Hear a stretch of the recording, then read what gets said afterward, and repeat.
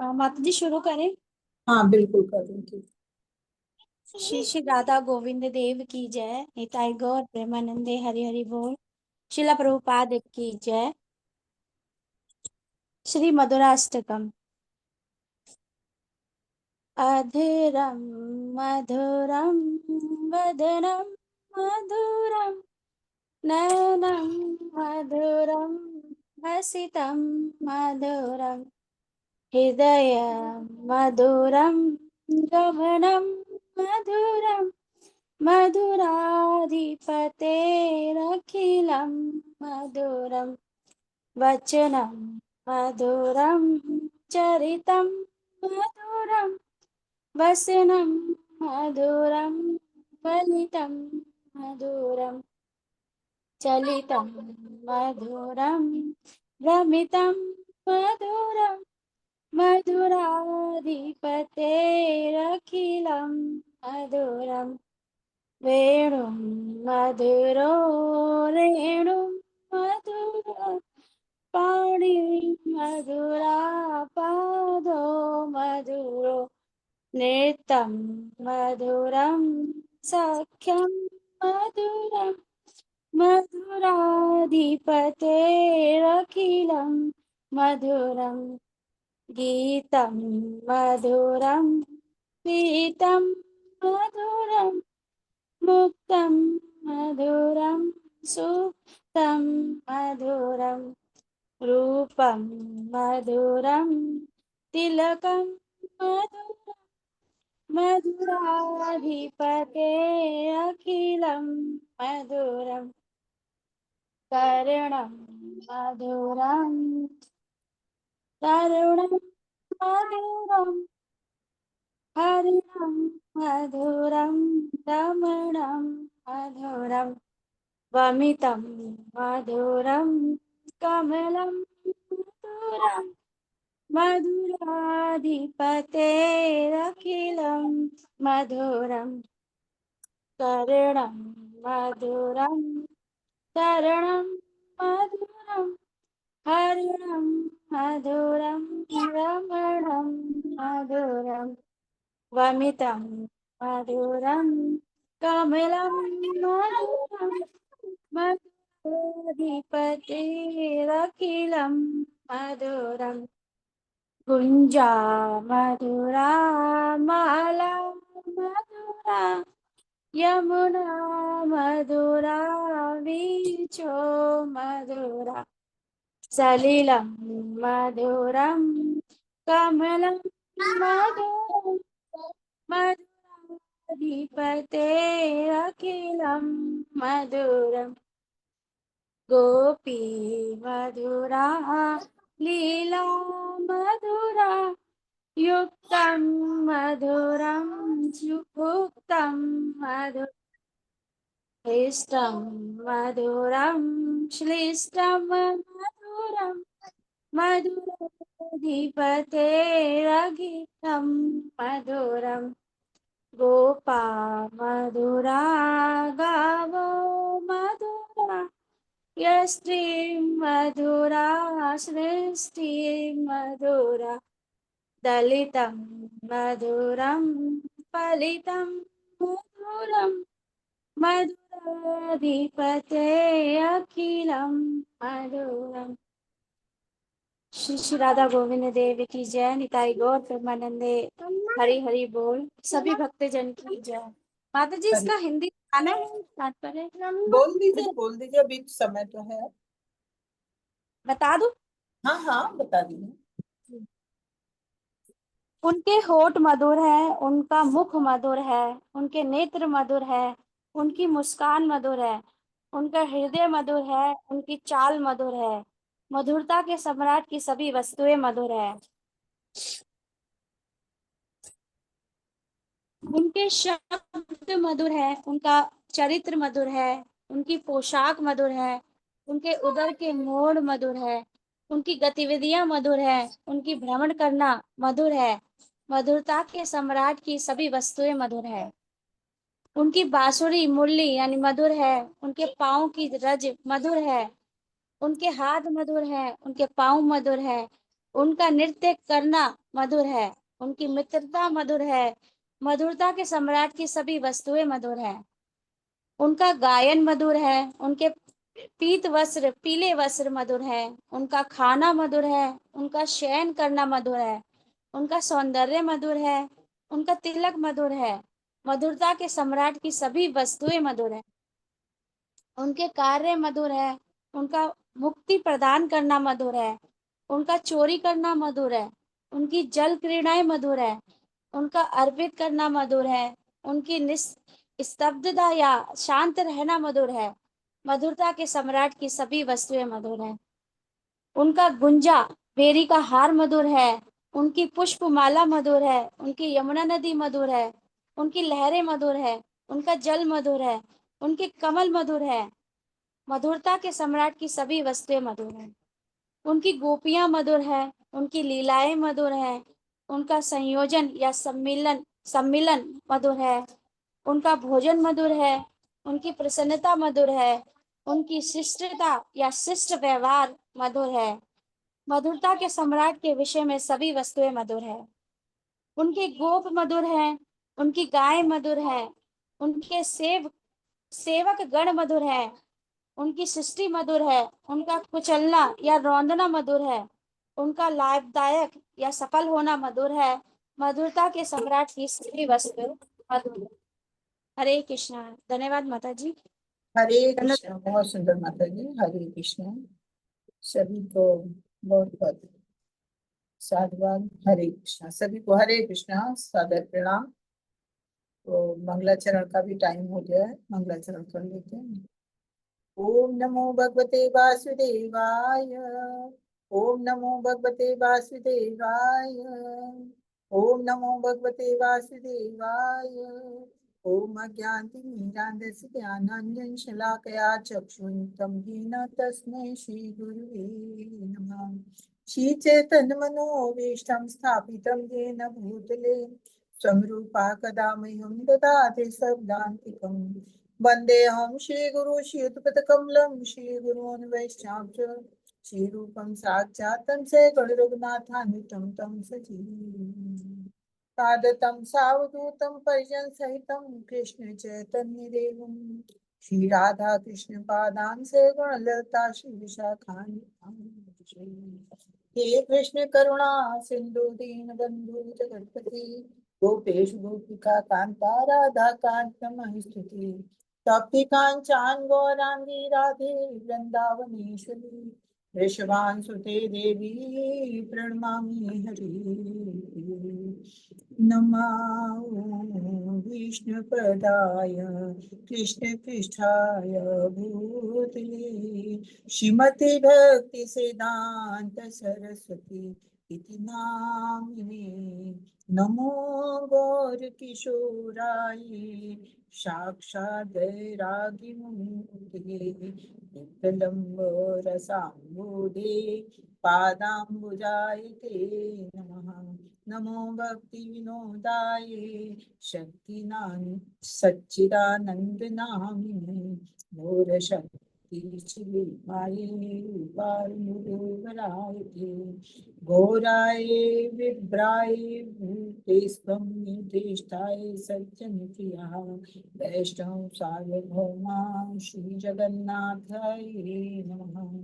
ओम नमो विष्णु भक्त ओम नमो विष्णुपादाय कृष्ण पृष्ठाय भूतले श्रीमते भक्ति वेदांत स्वामिने नामिने नमस्ते सरस्वती देवी गौरवाणी प्रचारिणे निर्विशेष शून्यवादी भाषा देशिकारिणे जय श्री कृष्ण चैतन्य प्रभु नित्यानंदा श्री अद्वैत गदाधर श्रीवासादि गौर भक्तवृंद।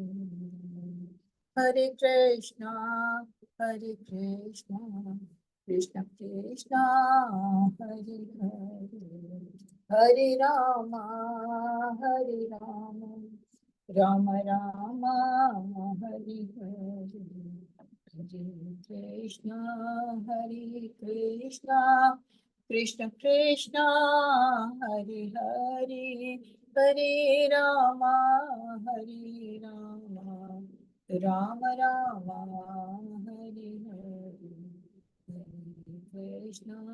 हरे कृष्ण कृष्ण कृष्ण हरे हरे, हरे रामा हरे रामा, राम राम हरे हरे।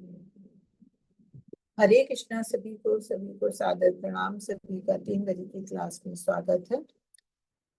हरे कृष्णा माता जी। हरे कृष्णा, मेरी आवाज क्लियर है? हरे कृष्ण माता जी, सादर प्रणाम। सादर प्रणाम। स्क्रीन शेयर हो रहा है, मेरी आवाज क्लियर है? जी माता जी। हरे कृष्ण। तो आज हमारा ईशोपनिषद का चौथा श्लोक है। पहले श्लोक में हमने जाना था भगवान के ईशोवास्य नियम को, कि भगवान का ईशोवास्य नियम क्या है, कि ब्रह्मांड के भीतर की कोई भी जो जड़ चेतन कैसी भी कोई भी वस्तु है, जीव है, चराचर वस्तुएं हैं, तो सब भगवान की संपत्ति है और भगवान के द्वारा ही नियंत्रित है। भगवान ने जितने भी जीव बनाए हैं इस भौतिक सृष्टि में, तो उनकी सभी की आवश्यकताओं को पूर्ति के लिए उन्होंने सब कुछ बनाया है। तो हमें वही चीजें स्वीकार करनी चाहिए जो हमारे निमित्त बनाई गई, हमारे लिए आवश्यक है। बाकी हमें दूसरे का भाग नहीं लेना चाहिए।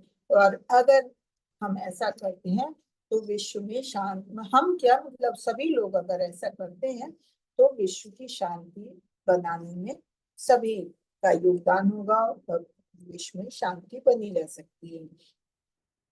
और दूसरे नियम में, दूसरे मंत्र में हमने पढ़ा था कि जो ऐसे नियमों को मानता है, कि भगवान के ईश्वरवास्य नियम को मानते हुए अपना जीवन व्यतीत करता है, तो वो निरंतर सैकड़ों वर्षों तक जीने की आकांक्षा कर सकता है। क्यों? क्योंकि उसका सात्विक शुद्ध जीवन होगा और उसे कोई उसके कोई भी कर्म उसे कर्म बंधन में नहीं बांधने वाले होंगे। तो वो अधिक से अधिक जीवन की आकांक्षा कर सकता है जिसमें वो भगवान की भक्ति कर सकता है। तो एक यही मार्ग है कि जो भगवान की ईशोवास्य नियम को माने, यही एक ऐसा मार्ग है जिसके द्वारा मनुष्य कर्म बंधन में बंधने से बच सकता है।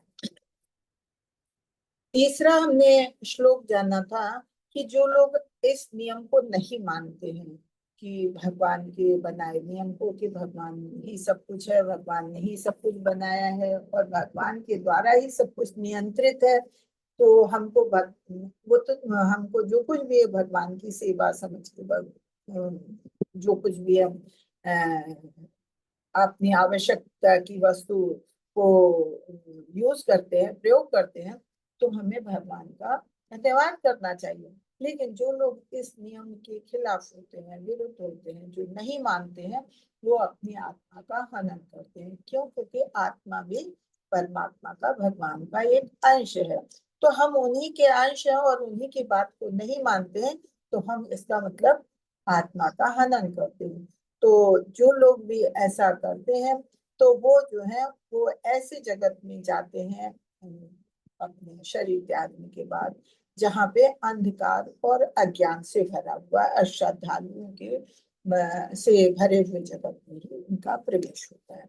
तो पहले उन्होंने नियम बताया, फिर नियम मानने वालों का क्या आशय है, नियम ना मानने वालों का क्या आशय है, ये हमने जाना। अब हम भगवान की शक्तियों के बारे में चौथे श्लोक से भगवान की शक्तियों के बारे में जानेंगे। तो आज हमारा चौथा श्लोक है। अनेक देकम मनसोच्य वियो नैन देवा आप्नुवन पूर्वमर्शत तद्वावतो नन्यान्येति तिष्ठत् अस्मिन्नो मातरिक्ष्वा दधाति। अपने धाम में स्थित रहते हुए भी भगवान मन से अधिक वेगवान हैं और अन्य समस्त दौड़ने वालों को पीछे रख सकते हैं। शक्तिशाली देवता उन तक नहीं पहुंच पाते।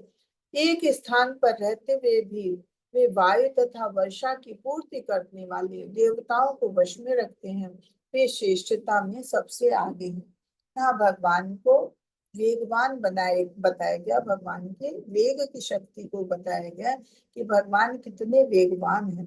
कि हम लोग सबसे ज्यादा तेज वेग मन का जानते हैं कि मन बहुत वेगवान है, कि हम सेकंडों में कहीं के भी हम यहाँ बैठे बैठे हम अमेरिका पहुंच सकते हैं, हम यहाँ बैठे बैठे तुरंत लंदन पहुंच सकते हैं।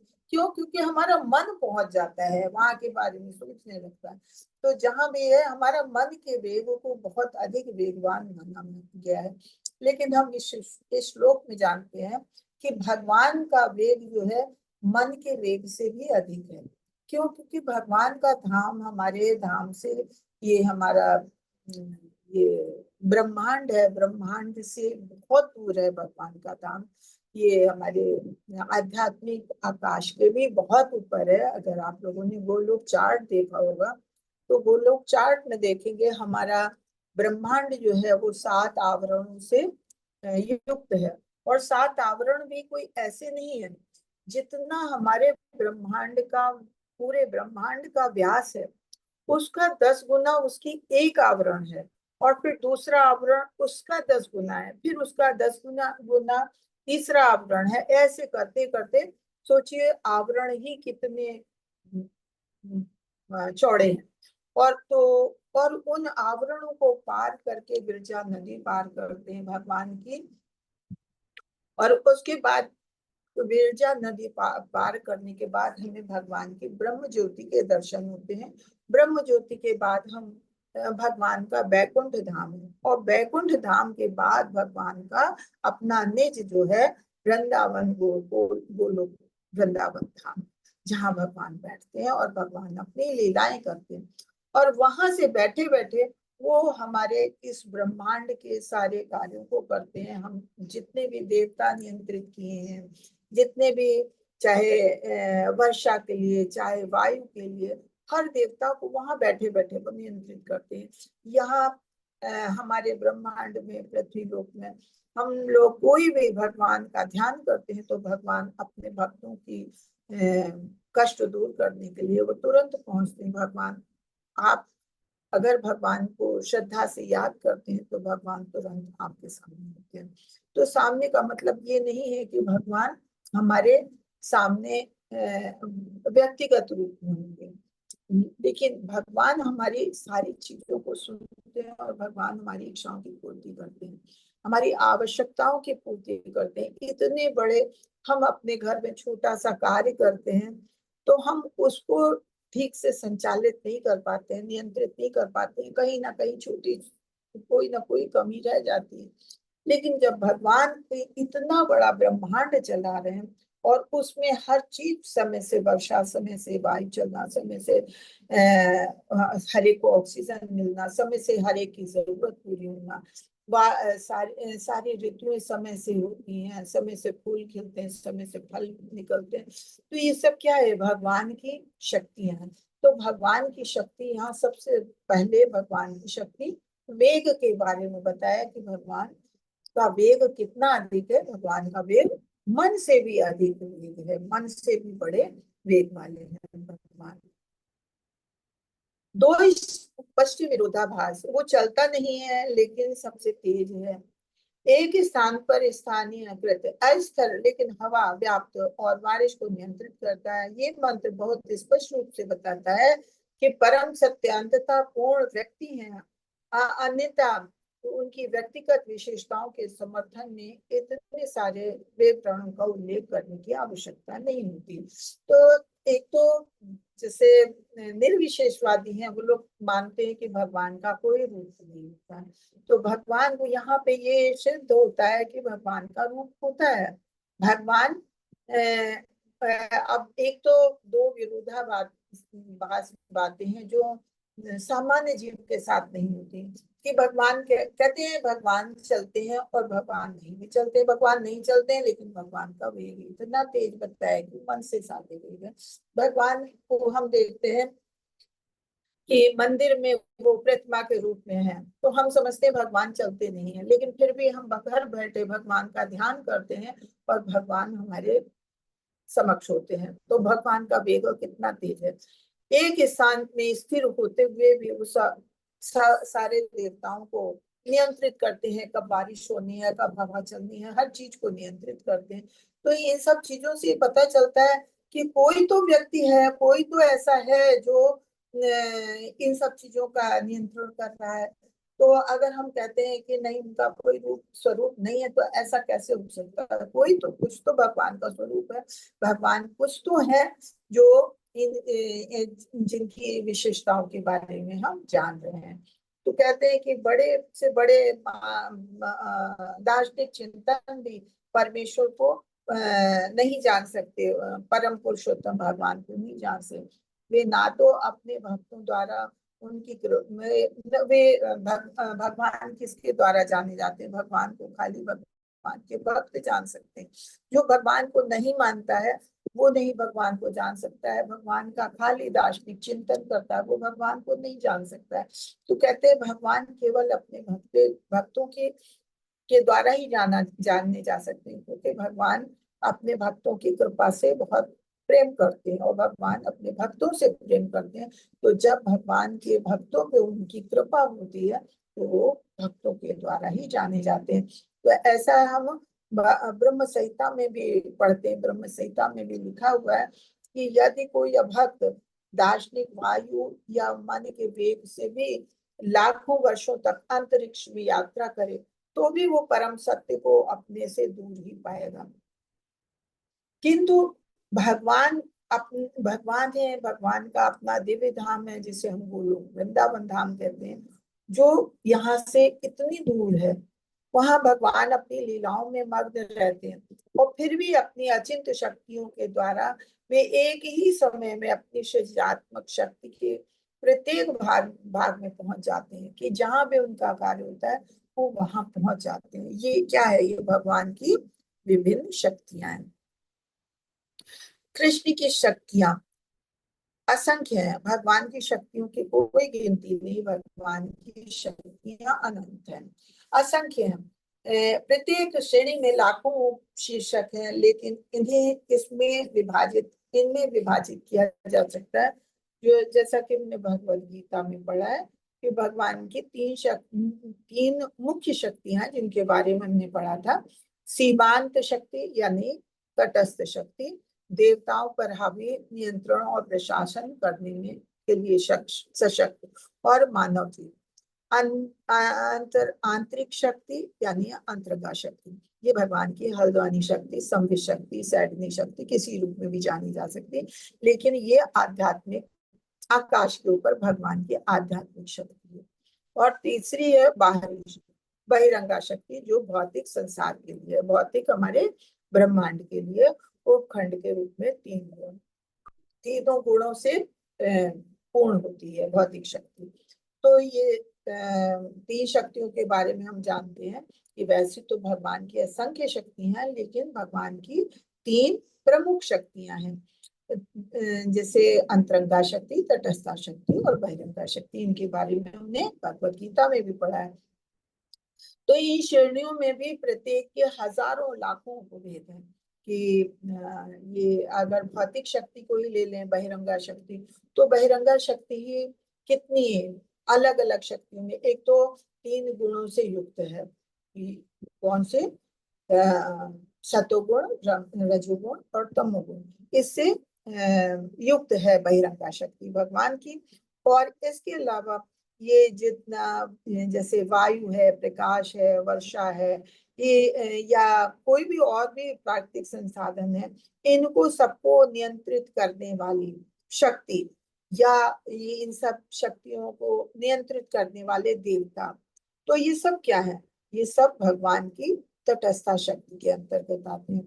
तो वैसे कहते हैं भगवान, ये जो मनुष्य है, जीव है, वो भी भगवान की तटस्था शक्ति के अंतर्गत आता है। तटस्था शक्ति क्या है इसको हम जानेंगे। तटस्था शक्ति का मतलब है कि जैसे हम हैं, अभी हम क्लास कर रहे हैं, भगवान के बारे में ज्ञान अर्जित कर रहे हैं, भगवान के बारे में पढ़ रहे हैं, या कभी पूजा आप करते हैं, भगवान की सेवा करते हैं, उस समय भगवान की आप शुद्ध शक्ति, पराशक्ति, अंतरंगा शक्ति, जो भगवान की अंतरंगा शक्ति है, आध्यात्मिक शक्ति है, उसके अंतर्गत होते हैं, वो उसके द्वारा नियंत्रित होते हैं। उस समय आपका मन पूरी तरह से भगवान में लगा होता है, इसलिए आप पूरी तरह से आध्यात्मिक उसमें होते हैं, तो वो उस समय आध्यात्मिक शक्ति में हो।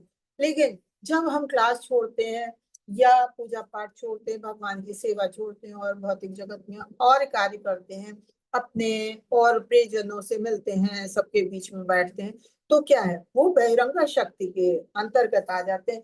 क्योंकि उस समय हम पर चाहे रजोगुण, चाहे तमोगुण, चाहे सतोगुण, कोई ना कोई गुण जो है वो प्रभाव डालता है।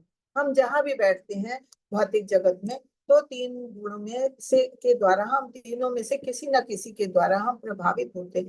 तो फिर हम उस समय बहिरंगा शक्ति के अंतर्गत आ जाते हैं, उसके नियंत्रण में आ जाते हैं।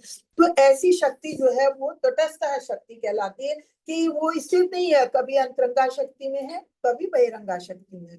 और अंतरंगा शक्ति क्या है?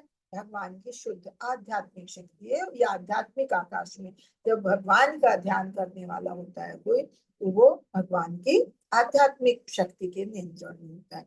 ऐसी बहिरंगा शक्ति भौतिक जगत की शक्ति है। भौतिक शक्ति है कि जब हम भौतिक जगत के कार्य क्षेत्र में होते हैं, तो हम उस समय बहिरंगा शक्ति के अंतर्गत होते हैं। तो इस तरह से ये तीन शक्तियां हैं। एक तो भगवान की शुद्ध शक्ति है, आध्यात्मिक शक्ति।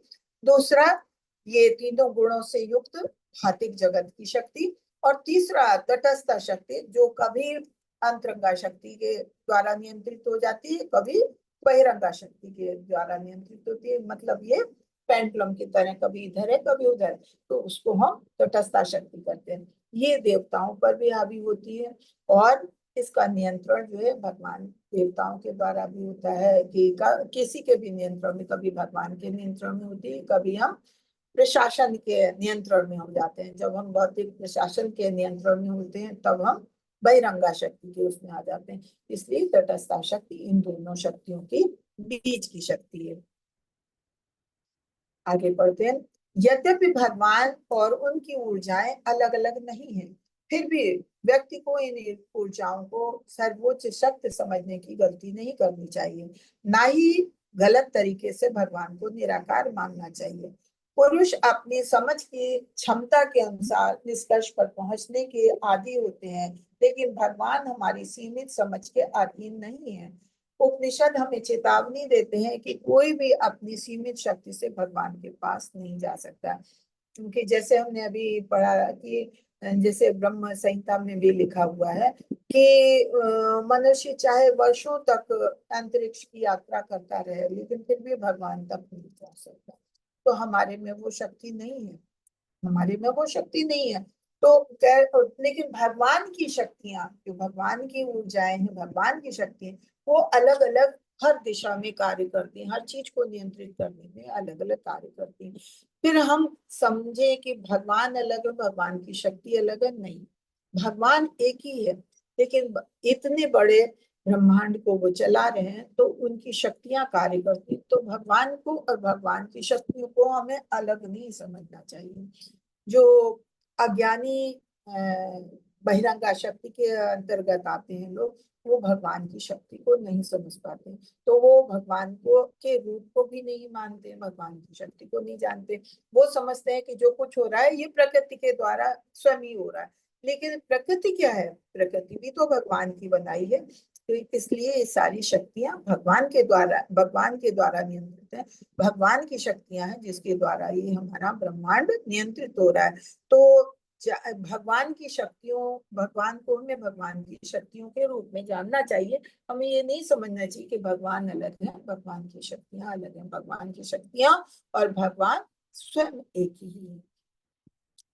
इस प्रकार भगवान की विभिन्न शक्तियां सर्वत्र विद्यमान है। तो कोई भी जगह ऐसी नहीं है, कोई भी स्थान ऐसा नहीं है जहाँ भगवान की शक्ति कार्य नहीं करती है। अगर हमारा हाथ भी हिलता है, उंगली भी हिलती है, तो हमारे में कोई क्षमता नहीं है, तो भगवान की शक्ति है। कि भगवान की शक्ति के द्वारा वायु चलती है, और वायु का प्रकोप होता है जो हमारा अंग प्रत्यंग कार्य करता है, चलता है। हाथ भी हिलता है तो भगवान की शक्ति के द्वारा चलता है। तो इसलिए कहते हैं यद्यपि भगवान तथा उनकी शक्तियों में कोई अंतर नहीं है, लेकिन किसी को भी ये गलती से नहीं मानना चाहिए कि भगवान की शक्तियां ही परम सत्य हैं और परमेश्वर केवल निराकार रूप में सर्वत्र व्यापक नहीं। भगवान निराकार नहीं है। भगवान की शक्तियां हैं तो इसका मतलब भगवान का कोई साकार रूप है, तभी भगवान की शक्तियां हैं। जो लोग अपनी क्षमता के अनुसार विभिन्न निष्कर्षों पे पहुंचने के आदी होते हैं, किंतु परमेश्वर अपनी समझ से, भगवान जो है अपनी, हमारे हम तो अज्ञानता से भरे हुए हैं। हमने पहले ही जाना कि जीव जो है, जीव पूरी तरह से अपूर्ण है। हमारे में अपूर्णता है, हमें गलती करने की आदत होती है, हमें धोखा देने की आदत होती है, और इस तरह के चार चीजें हमने पढ़ी थी। तो हमारे में तो अपूर्णता, हमारी इंद्रियां अपूर्ण है, तो हम हर चीज को नहीं समझ सकते। लेकिन भगवान तो अपने आप में पूर्ण है। तो भगवान जो है, भगवान की सीमित समझने की शक्ति जो है, क्षमता जो है, वो कोई सीमित नहीं। हमारी शक्ति सीमित है, हमारी सोचने की समझने की शक्ति सीमित हो सकती है, लेकिन भगवान की सोचने की शक्ति सीमित नहीं है। भगवान कुछ भी कर सकते हैं। तो इसलिए कहते हैं ये उपनिषद में भी हमें चेतावनी दी जाती है कि हमको ऐसी गलती नहीं करनी चाहिए कि भगवान की सोचने की शक्ति हमारी जैसी है। भगवान की कोई सीमित शक्ति नहीं है, भगवान तक कोई हम आसानी से नहीं पहुंच सकते हैं। अब भगवत गीता के 10.2 में कहते हैं भगवान, ये 10.2 में कहते हैं कि ना तो देवतागण मेरी उत्पत्ति या ऐश्वर्य को जानते हैं और ना ही महर्षिगण जानते हैं, क्योंकि मैं सभी प्रकार के देवताओं और महर्षियों का भी कारण स्वरूप यानी कि उद्गम हूँ। न मे विदु सुरगुणा प्रभवम न महर्षिया अहमार्ति ही देवानाम महिर्षणाम तत्सर्वश। सबकी उत्पत्ति के कारण भगवान स्वयं है, सबके उद्गम भगवान है। जितने देवता हैं ये सारे भगवान के देवता भी जो है वो जीवों में ही आते हैं, लेकिन उनकी भक्ति हमारे से अधिक है, तो इसलिए भगवान ने उनको अपने पार्षद रूप में रख रखा है और हर एक कार्य के लिए उन्हें निमित्त कर रखा है। तो देवता भी भगवान के ही द्वारा उत्पन्न है, उनके उद्गम है, और भगवान के द्वारा नियंत्रित है। तो देवता गण भी भगवान को, महर्षि गण, बड़े बड़े महर्षि गण भगवान को नहीं जान सकते, बड़े बड़े देवता गण भगवान को नहीं जान सकते। भगवान को अगर जाना जा सकता है तो केवल भगवान की भक्ति के द्वारा। अवयभूत अंश यद्यपि भगवान की शक्तियों के अलग अलग हिस्सों और अंशों में स्वयं भगवान के सभी लक्षण हैं, वे सीमित है। पुर्जे और पार्सल कभी भी पूरे के काम बराबर नहीं होते, इसलिए पार्सल कभी भी संपूर्ण की सराहना नहीं कर सकता। संपूर्ण का प्रत्येक भाग और अंश भगवान की इच्छा के अनुसार कार्य करने के लिए किसी विशेष ऊर्जा से संपन्न है। इसका मतलब ये नहीं है कि व्यक्तिगत आत्मा की कोई अपनी कोई पहल नहीं है। जब कोई व्यक्ति इस पहल या सक्रिय प्रकृति की को बुद्धि के साथ ठीक से उपयोग करता है, ये समझ कर कि सब कुछ भगवान की शक्ति है, वो अपनी मूल चेतना को पुनर्जीवित कर सकता है। लेकिन जब जीव भगवान की इच्छा के तहत अपनी विशेष गतिविधियों को भूल जाता है, तो उसे माया यानी भ्रम में माना जाता है। अब कह रहे हैं भगवान की शक्तियां अलग अलग हैं और भगवान स्वयं में पूर्ण है, स्वयं में पूर्ण है, लेकिन भगवान की शक्तियां अलग अलग कार्य करती हैं। पुर्जे और पार्सल कभी पूरे नहीं होते। आप अगर कोई गाड़ी ही लीजिए तो गाड़ी में छोटे छोटे पुर्जे अलग अलग हैं। अलग अलग पुर्जे का कोई महत्व नहीं होता है, जब वो पूरा जोड़ दिए जाते हैं तभी वो कार्य करते हैं। तो अगर हम गाड़ी के किसी पुर्जे को कहते हैं कि वो गाड़ी है, नहीं, वो गाड़ी नहीं है, वो गाड़ी नहीं हो सकती जब तक हम उसको जोड़ के तो उसको गाड़ी का रूप नहीं देते हैं। तो इसीलिए कह रहे हैं कि पार्सल कभी भी संपूर्ण की सराहना नहीं कर सकता। जो जो पुर्जों की बराबरी पार्सल नहीं कर सकता और ना पार्सल की बराबरी पुर्जे कर सकते हैं। भगवान के हम सब अंश हैं, लेकिन हम भगवान की बराबरी नहीं कर सकते, हम अंश मात्र हैं। हमारे हम और जो कुछ भी कार्य है भगवान की विशेष ऊर्जा के द्वारा ही संपन्न हो रहा है, भगवान की शक्ति के द्वारा ही संपन्न हो रहा है। लेकिन अगर हम अपने को भगवान के बराबर समझे तो ये हमारी गलती है, हम भगवान के बराबर कभी नहीं हो सकते। लेकिन अगर हम इस चीज को समझते हैं, कहते हैं जैसे हमने पहले पहले श्लोक में जाना कि जो कुछ भी है भगवान के द्वारा है और भगवान का ही है, भगवान के द्वारा ही नियंत्रित है। तो अगर हम इस चीज को समझते हैं तो अपनी मूल चेतना को पुनर्जीवित करते हैं कि हम भगवान को जो भूले हुए हैं, हम अपनी मूल चेतना को पुनर्जीवित करते हैं कि हाँ जो कुछ भी है भगवान की शक्ति से ही कार्य हो रहा, हमारे में कुछ भी नहीं है, हम कुछ नहीं कर सकते। अगर हम कुछ भी करते हैं तो भगवान की शक्ति के द्वारा ही हो रहा है। तो अगर हमारे में चेतना भी है तो भगवान के ही द्वारा है। तो इस चीज को अगर कोई समझता है तो वो तभी उसका सारे कार्य होते हैं। लेकिन जो जीव भगवान की इन चीजों को भूल जाता है, भगवान की गतिविधियों को भूल जाता है, फिर वो भगवान की माया शक्ति के अंतर्गत भ्रम में माना जाता है कि वो फिर वो सही चीज को समझ नहीं सकता। वो जो कहते ना, जब हमने भगवत गीता में भी पढ़ा है कि भौतिक जगत जो है भगवान के आध्यात्मिक जगत की छाया मात्र है। तो यहाँ कोई भी चीज, ये जगत जब छाया मात्र है, छाया कभी शाश्वत नहीं होती है। तो ये जब हम माया के चक्कर में आ जाते हैं तो हम भ्रमित होते हैं, हम यहाँ के भौतिक चीजों को शाश्वत मानने लगते हैं। ये हमारी गलतियां होती हैं। इसलिए हमें भगवान को नहीं भूलना चाहिए। जब तक हम भगवान को, जब हम भगवान की शक्ति हम पे कार्य करती है और हम हमारी हमारी मूल चेतना पुनर्जीवित होती है, हम जानते हैं जो कुछ भी है भगवान के द्वारा ही, तो हम इस चीज को समझ सकते हैं कि हाँ ये संसार जो है ये शाश्वत नहीं, ये हर चीज खत्म होने वाली, जो चीज भी यहाँ है वो, तब हमारा भ्रम मिट जाता है। हम जान जाते हैं कि हाँ ना यहाँ हमारा कोई अपना है, ना कोई चीज हमारी अपनी।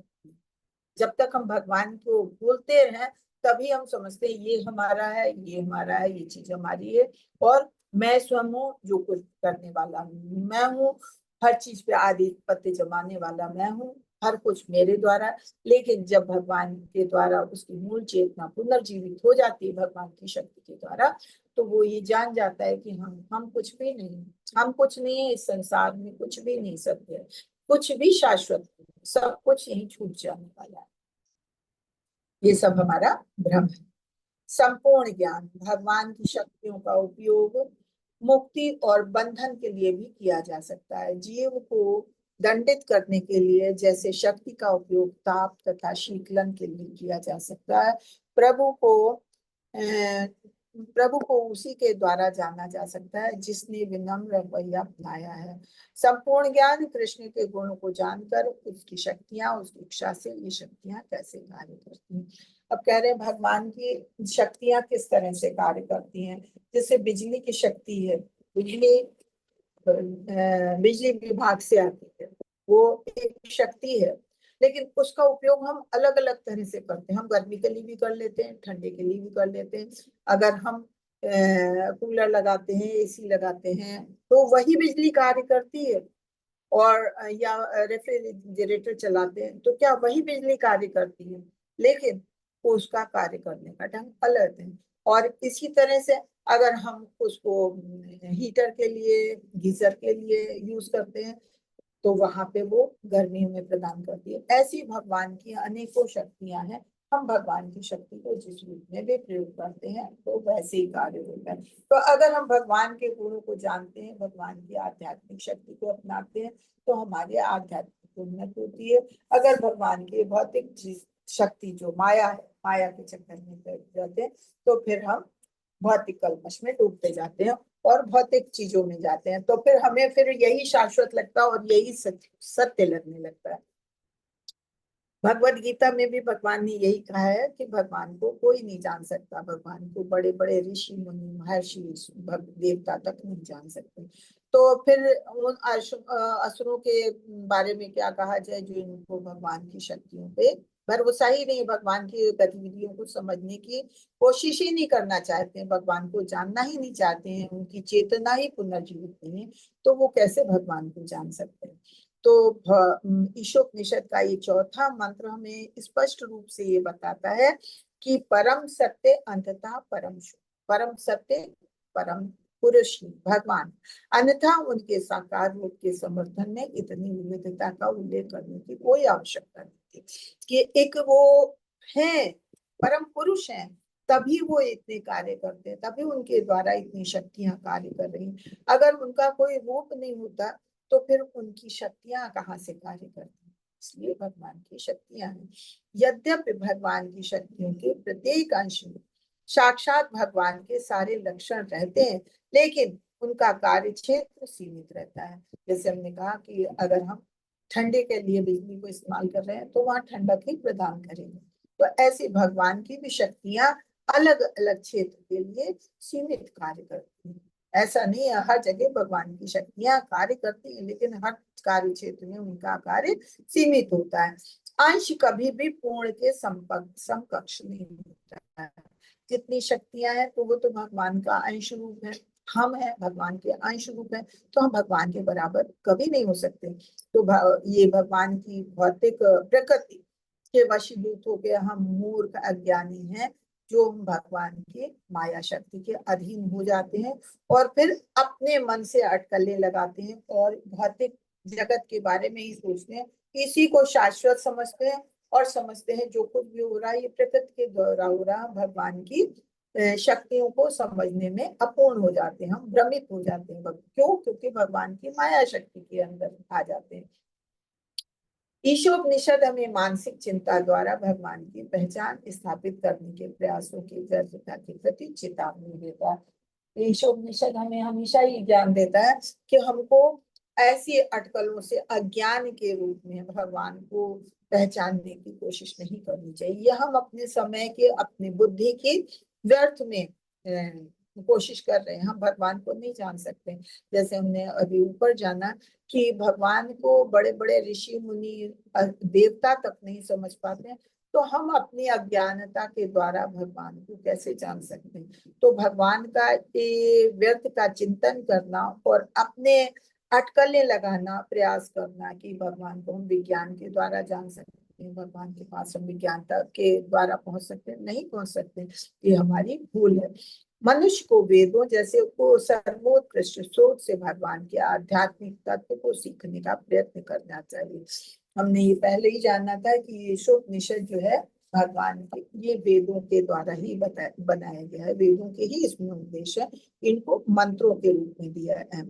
तो हमको भगवान के को भगवान ये वेदों के द्वारा ही भगवान ने हमको वेद के ये सर्वोत्कृष्ट स्रोत दिए, जिनके द्वारा में हम भगवान के आध्यात्म तत्व को, आध्यात्मिक तत्व को समझ सकते हैं, उसको हमें जानने की कोशिश करना चाहिए। और क्यों? क्योंकि देवता का पूर्ण ज्ञान केवल भगवान को ही है। भगवान के द्वारा ही इन वेदों की रचना हुई है। भगवान ने ब्रह्मा जी के हृदय में प्रकट होकर वेदों का ज्ञान दिया।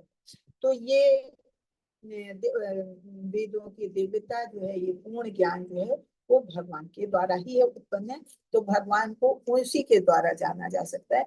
हम अटकली भौतिक ज्ञान के द्वारा भगवान को कभी नहीं समझ सकते। परम पूर्ण का प्रत्येक अंश किसी विशेष शक्ति से संपन्न होता है, जिससे वो परमेश्वर की इच्छा अनुसार कर्म करता है। कि जो हमारा हम हैं, हम तो मतलब जीव है, जीव भगवान की शक्तियों के द्वारा ही संपन्न है और उन्हीं की शक्तियों के द्वारा, उन्हीं की इच्छाओं के अनुसार कर्म करता है। हालांकि ये ऐसा नहीं है कि हमें भगवान ने स्वतंत्रता प्रदान की, भगवान ने सृष्टि की रचना की है हमारे लिए ही कि हम इस सृष्टि का उपभोग करें। तो सृष्टि में हर चीज हमारी आवश्यकता की हर चीज दी है। भगवान ने हमें थोड़ी सी स्वतंत्रता भी दी है कि हम सांसारिक चीजों के प्रति आकृष्ट हों या भगवान की तरफ आकृष्ट हों। अगर हम अपनी मूल चेतना को, क्योंकि हम भगवान के अंश हैं, तो अगर हम अपनी मूल चेतना को पुनर्जीवित करना चाहते हैं तो हमें भगवान के नियमों का ध्यान करना चाहिए और भगवान की जो भी शक्तियां उसके बारे में जानना चाहिए। भगवान की शक्तियों के बारे में हम भगवान की ये जो वेदों द्वारा दिए गए स्रोत हैं, इन्हीं के द्वारा जान सकते हैं। और उसके ऊपर विश्वास करके हमें चलना चाहिए कि जो कुछ भी हो रहा है भगवान के द्वारा, भगवान की इच्छा अनुसार हो रहा है, भगवान के निर्देशन में ही सारे कार्यकलाप हो सकते हैं। अगर हम इन चीज को जानेंगे, भगवान के बारे में इतना हम जानेंगे और विश्वास करेंगे, तो माया हम पे अपना असर नहीं कर सकती है और हम भौतिक जगत से दूर हट सकते हैं, हम सत्यता की तरफ जा सकते हैं, भगवान अपनी भूली हुई चेतना को पुनर्जीवित कर सकते हैं।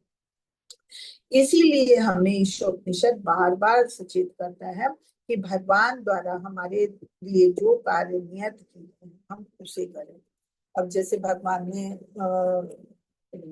मनुष्य को भी चार भागों में बांटा है, ब्राह्मण, क्षत्रिय, वैश्य, शूद्र।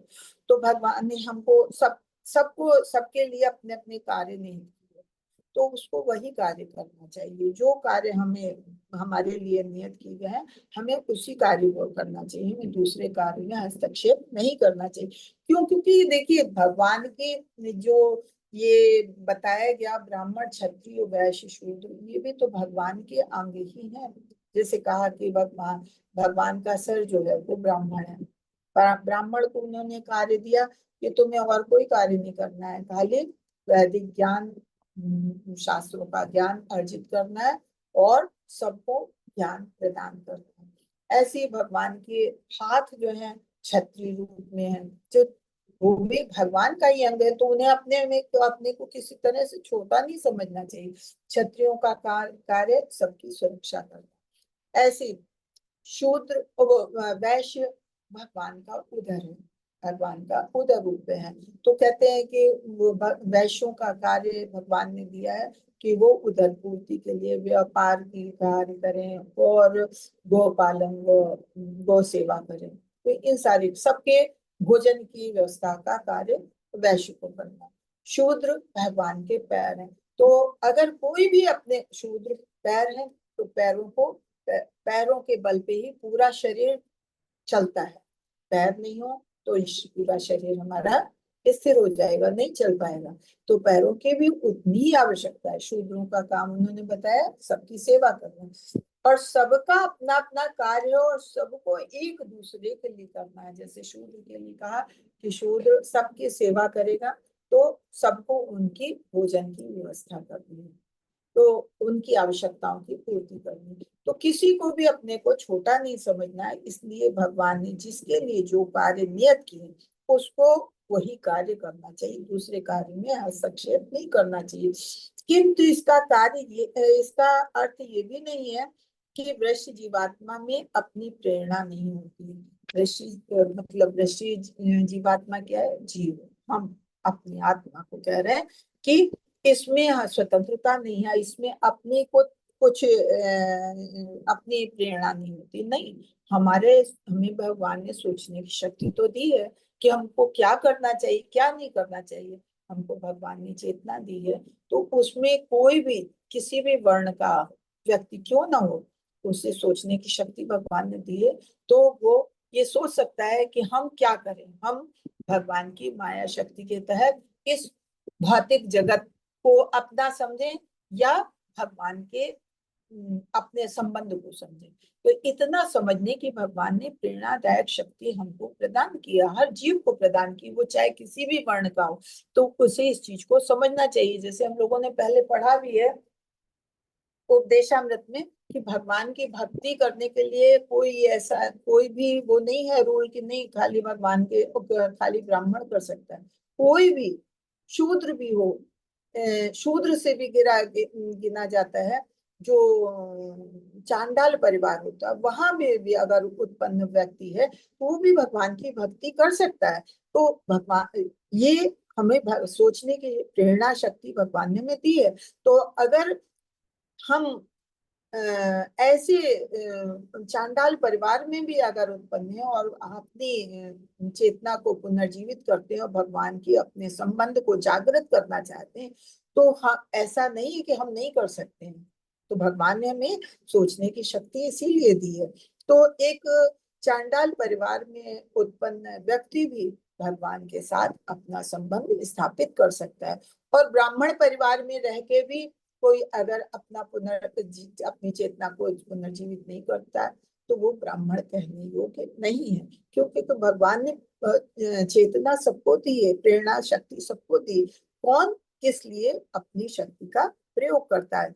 जब कोई अपनी प्रेरणा या सक्रिय प्रकृति का उपयोग बुद्धि के द्वारा भली भांति ये समझते हुए करता है कि हर कार्य भगवान की शक्ति है, तो वो अपनी मूल चेतना को पुनः प्राप्त कर सकता है। वो भले ही किसी भी परिवार में जन्मा हो, किसी भी कुल में जन्मा हो, कैसा भी हो, लेकिन अगर वो अपनी प्रेरणा के सक्रिय शक्ति के द्वारा, बुद्धि के द्वारा इस चीज को समझता है, तो वो अपनी कोई भी चेतना को पुनर्जीवित कर सकता है और भगवान के साथ अपने संबंध को स्थापित कर सकता है, जो माया या बहिरंगा शक्ति के सानिध्य के कारण लुप्त हो गई है। अब हम भौतिक जगत में आते हैं तो हम भौतिक जगत में आके माया शक्ति भी भगवान की ही है, बहिरंगा शक्ति भी भगवान की है। क्यों? क्योंकि ये भौतिक जगत बनाया ही हुआ भगवान का है, तो उसमें शक्ति भी भगवान की है।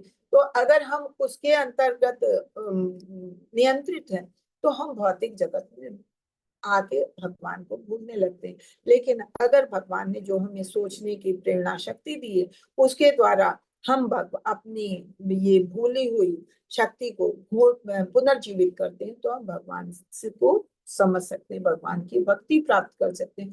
और भगवान को जानने के लिए हमने शुरू में ही पढ़ा कि भगवान को कोई दार्शनिक, वैज्ञानिक या बड़े बड़े ऋषि मुनि, देवता गण तक नहीं जान पाते। भगवान को जानने के लिए हमें अपनी मूल चेतना को पुनर्जीवित करना चाहिए, जिसके लिए भगवान ने हमें प्रेरणा शक्ति दी है, सोचने की बुद्धि दी है। और ये एक मतलब भगवान ने इतने प्राणी बनाए हैं, उसमें खाली ये सबसे अच्छी शक्ति मनुष्य को ही दी है, तो मनुष्य को उसका सदुपयोग करना चाहिए। क्योंकि सारी शक्ति भगवान से प्राप्त है, अतः प्रत्येक शक्ति का उपयोग भगवान की इच्छा पूरी करने के लिए करना चाहिए। अब हमने इतनी शक्तियों के बारे में तो पढ़ा, लेकिन ये भी हम जान गए कि सारी शक्तियां क्या है, भगवान के द्वारा दी गई हैं। हमको जो प्रेरणा शक्ति दी है वो भी किसने? भगवान ने ही दी है। तो जो चीज हमने पहले श्लोक में ही पढ़ा कि भगवान ने हमें सब कुछ दी है, तो हमें उसका उपयोग भगवान के लिए करना चाहिए। तो अगर भगवान ने ये शक्तियां हमें प्रदान की हैं, तो उन शक्तियों का उपयोग भी हमें भगवान की तुष्टि के लिए, भगवान की इच्छा पूर्ति के लिए करना चाहिए, ना कि हमें अपनी इंद्रिय तुष्टि के लिए या अन्य किसी कार्य के लिए। तो भगवान ऐसी विनीत सेवा को मनोवृत्ति वाले व्यक्ति द्वारा जानी जाते हैं।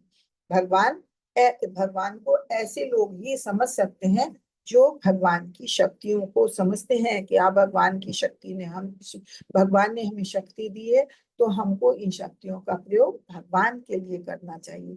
अगर भगवान के लिए करते हैं तो क्या भगवान की सेवा के लिए करते हैं, तो तभी हम भगवान की शक्तियों को समझ सकते हैं, भगवान को जान सकते हैं। पूर्ण ज्ञान का अर्थ है भगवान के सभी लक्षणों को जानना। भगवान के क्या क्या लक्षण हैं, जैसे अभी हमने पहला ही जाना कि भगवान की शक्ति कितनी है। भगवान सबसे बड़े वेगवान है, मन से भी ज्यादा वेगवान है। तो ऐसे आगे हम भगवान के और लक्षणों को जानेंगे। तो ये लक्षणों को हम कब जान सकते हैं? जब हम भगवान की शक्तियों का प्रयोग भगवान के द्वारा ही, भगवान के लिए ही करेंगे। अगर हम भगवान की दी हुई शक्तियों का प्रयोग भगवान के लिए करेंगे, तब हम भगवान के सभी लक्षणों को जान सकते हैं, भगवान की शक्तियों को जान सकते हैं। और ये जानना कि ये शक्तियां उनकी इच्छा से किस प्रकार कार्य करती हैं, ये बातें भगवान के द्वारा भगवत गीता में भी वर्णित है। और समस्त निष्ठों का सार भगवत गीता है। भगवत गीता में भगवान ने सबका, हर चीज का ज्ञान दिया है। उसमें उन्होंने 11वें अध्याय में तो अपने विराट रूप दिखा के उसके बारे में सारा कुछ बता दिया है कि हम क्या हैं। उसके बाद उन्होंने अपनी ये 16वें अध्याय में सुर और असुर, दैवी और आसुरी शक्तियों के बारे में भी बताया है। सब काल शक्ति के बारे में बताया, 17वें अध्याय में काल शक्ति के बारे में बताया। 18वें अध्याय में भगवान ने पूरा वृत्तांत तो शार्ट में बता दिया है कि भगवान की किस तरह से भगवान की शक्तियां कार्य करती हैं। और भगवान ने अंत में यही कहा, सर्वधर्म परित्याज्य मामेकं शरणं शरणं पापेभ्यो मोक्षामि मा शुचि। डरो मत, तुम सब कुछ छोड़ के हमारे शरणागत हो जाओ। भगवान ने मतलब भगवद गीता में सब कुछ भगवान ने अपनी सारी शक्तियों के बारे में भगवद गीता में बता दिया, जो कि वो सारे उपनिषदों का सार कहा जाता है। तो हमको भगवान की शक्तियों को समझना चाहिए, और ये शक्तियां हैं भी किसके लिए? भगवान के द्वारा दी हुई हैं, तो भगवान की सेवा में हमें इन शक्तियों का प्रयोग करना चाहिए। हरे कृष्णा। तो आज ये हमारा चैप्टर कंप्लीट हुआ, और इस चैप्टर हरे कृष्णा ये चैप्टर तो कंप्लीट हुआ। आप लोगों का अगर कोई प्रश्न हो तो आप इसके बारे में पूछ सकते हैं, तो मैं इसका रिप्लाई